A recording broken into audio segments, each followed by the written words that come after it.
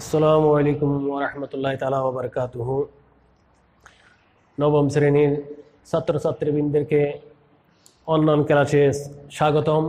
আমি মোহাম্মদ কামরুল হুদা, সহকারী মৌলভী, মাজহারুল উলুম গৌসিয়া ফাজিল ডিগ্রি মাদ্রাসা, ফটিকছড়ি, চট্টগ্রাম।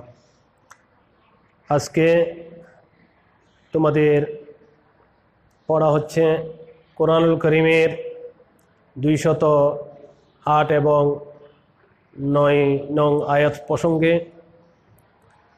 আউযু বিল্লাহি মিনাশ শাইতানির রাজীম। বিসমিল্লাহির রহমানির রহিম। ইয়া আইয়ুহাল্লাযীনা আমানু দুখুলু ফিস-সিলমি কাফফা ওয়া লা তাত্তাবি'উ খুতুওয়াতিশ শাইতান ইন্নাহু লাকুম আদুউম মুবিন। فإن زللتم من بعد ما جاءتكم البينات فاعلموا أن الله عزيز حكيم। প্রথমে আমরা এর সরল অনুবাদটা জেনে নিই। ইয়া আইয়ুহাল্লাযীনা আমানু, হে মুমিনগণ, উদখুলু ফিস-সিলমি কাফফা, তোমরা পরিপূর্ণভাবে ইসলামে প্রবেশ করো। ওয়ালা তাত্তাবিউ খুতুওয়াতিশ শাইতান, এবং শয়তানের পদাঙ্ক অনুসরণ করো না। ইন্নাহু লাকুম আদুউম মুবিন, নিশ্চয় সে তোমাদের প্রকাশ্য শত্রু। অত্র আয়াতের শানে নজুল যদি আমরা দেখি তাহলে দেখতে পাই, হযরত আব্দুল্লাহ ইবনে সালাম রাদিয়াল্লাহু তাআলা যখন ইসলাম গ্রহণ করেন, ইসলাম গ্রহণের পর তিনি উটের গোশত এবং দুধ পান করা পূর্বেকার মতো সেগুলোকে অপছন্দ করতে থাকেন। তখন আল্লাহ পাক সুবহানাহু ওয়া তাআলা এই আয়াত কারিমা নাজিল করেন যে, ইয়া আইয়ুহাল্লাযীনা আমানু, হে ঈমানদারগণ, উদখুলু ফিস-সিলমি কাফফা, তোমরা ইসলামের মধ্যে পরিপূর্ণভাবে প্রবেশ করো। ইসলামের কতক কাজ করলে আবার কতক বাদ দিলে সেটা হবে না। ইসলামের প্রতিটি কাজ পরিপূর্ণভাবে আদায় করতে হবে। দেখা যায় আমাদের মাঝেও কতক মানুষ রয়েছে যারা নামাজ দোয়া পড়ে, কিন্তু আবার ওদিকে সিনেমাও দেখে, নাটকও দেখে। আল্লাহ পাক সুবহানাহু ওয়া তাআলা এগুলোকে নিষিদ্ধ করে বলেছেন যে ইসলাম, মুসলমান বলতে সেই ব্যক্তি ইসলামের প্রতিটি কাজ পরিপূর্ণভাবে আদায় করতে হবে। সম্পূর্ণরূপে আদায় করলে সেই ব্যক্তি সত্যিকার অর্থে মুসলমান হবে।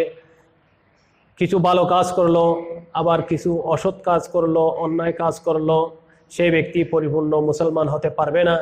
সেই জন্য আল্লাহ এখানে মুসলমানদেরকে, ইমানদারদেরকে নির্দেশ প্রদান করেছেন উদখুলু। এই উদখুলু শব্দটি জমা মুযাক্কার হাজিরের সিগা, অর্থাৎ তোমরা প্রবেশ করো ফিস-সিলমে, সিলমুন বামানা ইসলাম, ইসলামের মধ্যে কাফাতান, পরিপূর্ণভাবে। এটার তরকিব করলে আমরা দেখতে পাই উদখুলু, উদখুলু ফেল, জমির আনতুম ফাইল, ফি হরফের জার, আসিলমে মজরুর, জার মজরুর মিল মুতাল্লাক, কাফাতান, এটা হচ্ছে কি হাল। তাহলে উদখুলু ফিস-সিলমি কাফফা, তোমরা পরিপূর্ণভাবে ইসলামের মধ্যে প্রবেশ করো। ওয়ালা তাত্তাবিউ খুতুওয়াতিশ শাইতান, এবং শয়তানের পদাঙ্ক অনুসরণ করো না। অর্থাৎ যে সমস্ত কাজ করলে শয়তান সন্তুষ্ট হবে, শয়তান রাজি খুশি হবে, সেই সমস্ত কাজ আমাদেরকে পরিহার করার জন্য আল্লাহ নির্দেশ দিয়েছেন। যেহেতু ইন্নাহু লাকুম আদুউম মুবিন, আল্লাহ পাক সুবহানাহু ওয়া তাআলা ইরশাদ করেছেন শয়তান হচ্ছে তোমাদের প্রকাশ্য শত্রু, শয়তানের কাজও আমাদের জন্য ক্ষতিকর। ফাইন জালালতুম, অতঃপর যদি তোমরা পদস্খলন ঘটে তোমাদের, মিন বাদে মা জাআতকুল বায়্যিনাত, সুস্পষ্ট নিদর্শন আসার পর, ফা'লামু, অতএব তোমরা জেনে রাখো, আন্নাল্লাহ আজিজুল হাকিম, নিশ্চয় আল্লাহ মহাপরাক্রান্ত, প্রজ্ঞাময়।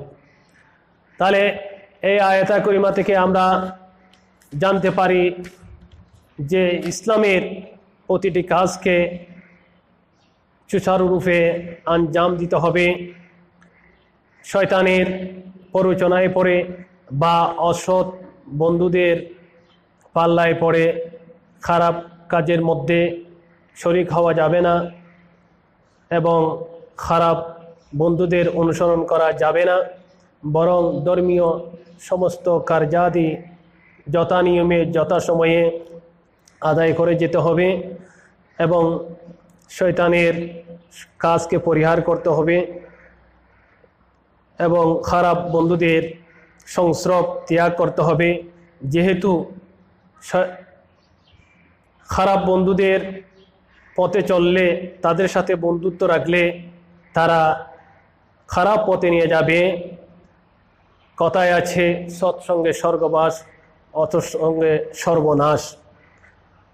অর্থাৎ ভালো বন্ধুদের সাথে মেলামেশা করলে, বন্ধুত্ব রাখলে তারা ভালোর দিকে নিয়ে যাবে, ভালো কাজ যে পরামর্শ দেবে।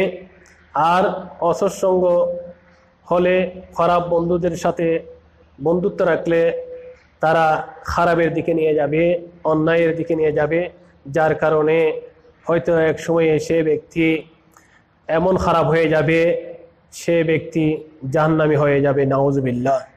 তাই অত্র আয়াতে কারিমা থেকে আমরা শিক্ষা নিতে পারি যে শরীয়তের দৃষ্টিতে যে সমস্ত কাজ গর্হিত, যে সমস্ত কাজ খারাপ, সেই সমস্ত কাজ আমাদেরকে পরিহার করতে হবে এবং যে সমস্ত কাজ করলে আল্লাহ সন্তুষ্ট হবে এবং জান্নাতে যেতে পারবো, সেই সমস্ত কাজ আমাদেরকে আঞ্জাম দিতে হবে। তাই তোমরা সব সময় ভালো বন্ধুদের সাথে, সৎ নেককার ফরেজগার বন্ধুদের সাথে, ছেলেদের সাথে বন্ধুত্ব করবে, তাদের সংস্রবে থাকবে, তাহলে তোমাদের চরিত্র সুন্দর হবে এবং তোমরা জান্নাতের দিকে, হকের দিকে, ন্যায়ের দিকে তোমরা অগ্রসর হতে পারবে। আর যদি খারাপ বন্ধুদের আড্ডায় পড়ে যদি তোমরা বিভিন্ন কুকর্মের মধ্যে, খারাপ কাজের মধ্যে যদি লিপ্ত হও, তাহলে তোমাদের দুনিয়া এবং আখিরাত উভয়টাই নষ্ট হয়ে যাবে, ধ্বংস হয়ে যাবে। সেই জন্য খারাপ বন্ধুকে 100% তোমরা পরিত্যাগ করবে। যেহেতু খারাপ বন্ধুর সাথে বন্ধুত্ব রাখা মানে শয়তানের সাথে বন্ধুত্ব রাখা। আল্লাহ যেহেতু শয়তানকে আমাদের প্রকাশ্য শত্রু হিসেবে নির্ধারণ করে দিয়েছেন, ঘোষণা করে দিয়েছেন, শয়তানই হচ্ছে আমাদের প্রকাশ্য শত্রু। আমরা হয়তো মনে করি আমাদের মানুষই কি প্রকাশ্য শত্রু, কিন্তু দেখা যায় শয়তানই হচ্ছে আমাদের প্রকাশ্য শত্রু। সে প্রতিনিয়ত আমাদেরকে জাহান্নামের দিকে নিয়ে যাওয়ার জন্য, আমাদেরকে খারাপ পথে নিয়ে যাওয়ার জন্য সে সদা সর্বদা চেষ্টায় থাকে। শয়তান শপথ করে সেই জন্য বলেছে, লাউযিয়ান্নাহুম আজমাইন, অবশ্যই অবশ্যই আমি এই মানুষদেরকে পথভ্রষ্ট করব, ইল্লা ইবাদাকা মিনহুমুল মুখলাসিন, কিন্তু যারা আপনার খালেস বান্দা, আপনার নির্ভেজাল বান্দা, পিওর বান্দা, তাদেরকে ব্যতীত। সুতরাং দেখা যায় যারা নেককার, যারা ফরেজগার, যারা আল্লাহ এবং রসুলের মহব্বতের মধ্যে অটল থাকে, তাদেরকে শয়তান পথভ্রষ্ট করতে পারে না। আর যারা শয়তানের অনুসরণ করে, তাদেরকে শুধুমাত্র শয়তান পথভ্রষ্ট করে। সেই জন্য আমাদেরকে শয়তানের বন্ধু, দুষ্ট মানুষের থেকে নিজেদেরকে হেফাজত করতে হবে। সেই জন্য কবি বলেছেন যে সৎসঙ্গে সর্ববাস, অসৎসঙ্গে সর্বনাশ। এই কথাটি আমাদেরকে খেয়াল রাখতে হবে।